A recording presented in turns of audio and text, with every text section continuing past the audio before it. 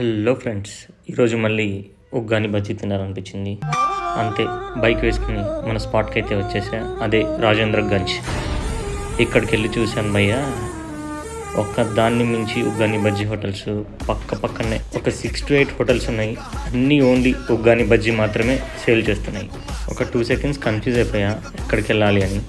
అటు ఇటు చూస్తే ఒక హోటల్ దగ్గర బాగా జనాలు ఉన్నారు, అక్కడికి వెళ్ళిపోయా. ఈ హోటల్ పేరు సదప్ప హోటల్. ఇక్కడ వీడియో తీస్తుంటే తాత ఇలా అన్నాడు, మీరు ఎవరి తాలూకండి? చంద్రబాబు నాయుడు తాలూకా.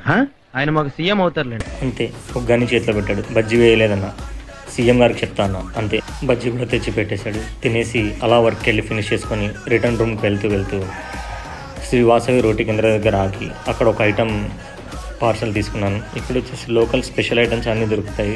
రోటీతో పాటు కర్రీస్, స్నాక్స్, స్వీట్స్ అన్నీ దొరుకుతాయి.